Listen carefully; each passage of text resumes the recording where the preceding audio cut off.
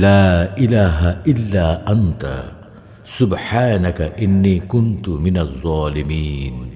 বিপদ আপদ দূরকরণ ও বালা মুসিবত অপসারণে এই দোয়ার প্রভাব খুবই কার্যকর।